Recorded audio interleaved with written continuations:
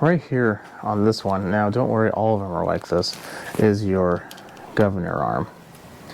That goes up, connects to linkage, it goes to your carburetor, controls the speed. Pretty standard. Every single one is going to... Now, Honda has a variety of these little plates that, control whatever they do. Some manual choke, some are auto, some just need a little plate, whatever it is. It's all basically the same for this part of it, at least. There's a spring down there. That spring is going to connect on the governor arm to something else. In this case, if you can see it, there's like this little piece of metal right there with a couple holes drilled in it. Now that is kind of where we need to start, because if this spring is already tight, then it's bound. It should be loose when it's off.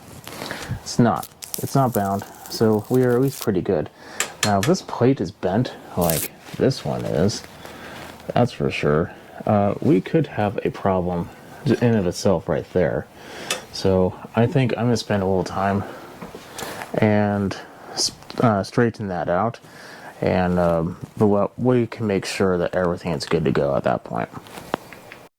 So we'll get to the governor, don't worry. But the reason why I want to go over, if this is bent, it's going to not be working properly. So half your problem could be the fact that something's bent in here. It should be all straight. If it's bent, then fix it. Try it, assuming that there was something wrong, and then you probably have fixed the problem. So now that we know that we are at least in a fairly good place to look at the governor arm, what you're going to need is a 10mm. I prefer a ratchet. Now, you're going to need potentially like a real small pair of like needle nose pliers or something along this sort. I like using these, they seem to work pretty well. And what we need to do, I'll get you a better view. So this is a nut that's going to keep everything kind of in place. Now, when you do this, you need to do one thing. You need to make sure you're in full throttle. These machines only run in full throttle. Well, I should rephrase that. They want to be in full throttle when starting. If you don't know what direction that is, well, we can definitely kind of take a look here. So, right here is a carburetor for a Honda. It doesn't really matter, they all are basically the same. So right now it's like this. So, full throttle is going to be like so. That way is idle, that way is full. So we need to put it all the way over there. And if you look at yours, you'll see a kind of like a stop on one end. You want to pull, maybe I can actually show you. Like on this one, it's very hard to see, but there's a idle stop there. In fact, that's why there's a hole here to kind of control the idle, because this one does idle. But, which is another thing, if yours is pushed all the way in, then you could be having the same problem anyway. But anyway, you want to push yours away from the idle stop. Pretty easy. Next, you take your 10mm. Usually there's not a throttle cable on our way. Not tighten. Need to loosen. I prefer these little ratcheting wrenches, makes life a lot easier. All the way over. Remember, that's idle. All the way over. Now what you need to do is you need to spin this little piece. Oops. Might be easier with my fingers. No, it's not any easier. My fingers.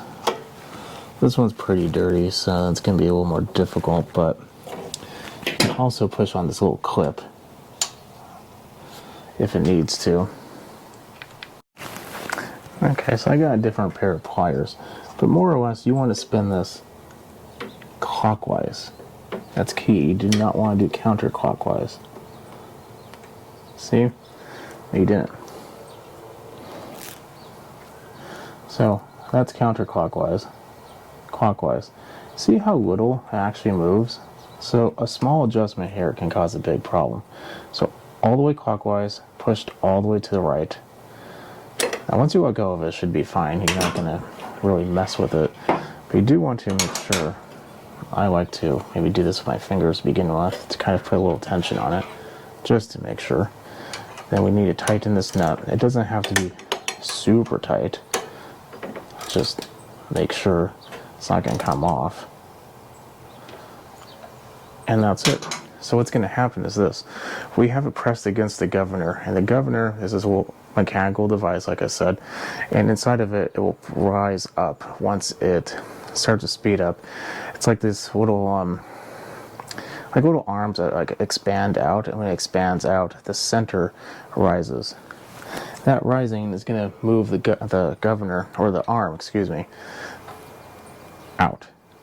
And it's going to lower the speed of the engine. So at that point in time, you should be good to go. If you don't feel anything, or if it doesn't move at all, you could have internal issues, and that's bad.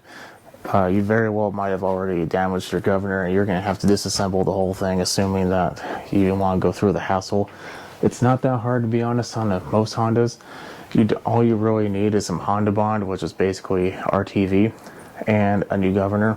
You do need to clean it out very thoroughly, though. You want to make sure whatever pieces are in there didn't, hide anywhere. But you could replace it. But I don't need to replace it on this one, because this one's actually a real big pain to replace it on, so I'm not going to show that part. But I want a recap of what we've done and go from there. So what we've done is we made sure everything was straight. We looked at our adjustments. We looked at the carburetor, make sure everything was good. I did adjust the idle screw, make sure, because if your idle screw is pushed in all the way, it can't idle. So we need to loosen that up. We know it's straight, everything's good to go. We adjust the governor to the correct location, remember clockwise, and the arm needs to go to the right, away from the carburetor. Why don't we go ahead and give this a pull? Real quick, I just want to show this. This is that spring I was talking about. Yours probably doesn't have this many holes, but the farther out, the more tension it's going to have, the faster the engine speed's going to get. So be mindful of that. If yours has the ability to go 1 or even 2, and you're finding it's either slow or fast, putting it more tension on it's going to speed it up, and less tension is going to slow it down. So when we turn this on, if it's not where it should be, that would be our next logical step. Everything's on the ground. I didn't put the cover on it because I might be adjusting the spring, like I said. But for yours, this is a manual choke. So if you have a residential version, or even if you do have a choke, this one might run a little fast to begin with once it gets started. Just need to remember to turn it off choke. Basically it. But how this ends up working is you have to put full throttle and then some to turn on the choke. So when you turn off choke, it can kind of spike a little bit. In my opinion, it's a poor design, but just to let you know, if it does happen, it's almost normal. But what we're looking for is 3,600 RPMs. I have a tack, but I'm assuming you don't have one. So what you need to do is, if you remember the sound of it, it should sound relatively the same. It's pretty obvious what revving too high sounds like. At least I'd hope so. Okay, choke is on.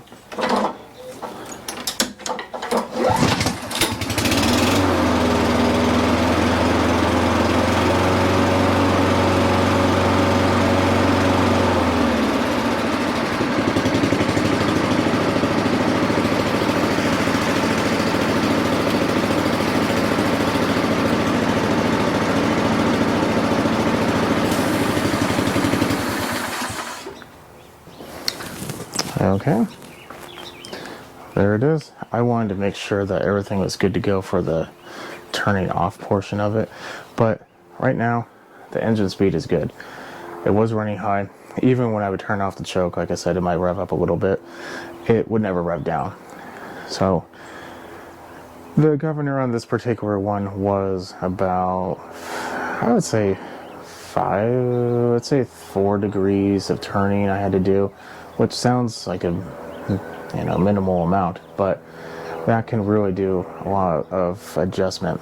So what I'm going to do is I'm going to go over this one more time just to make sure for other potential videos. But other than that, this one's done. So if you need to adjust your Honda governor, this works for any vertical shaft Honda. They all are basically the same. It's just the outsides might be a little different, but the process is 100% the same. I'm gonna go ahead and leave you at that. Follow me on Instagram at smallengine101. If you like what you see, definitely put a thumbs up. That helps me out a lot. And if this helped you out, then put a thumbs up, because yet again, that helps me out as well. And I will see you in the next one. Have a good night.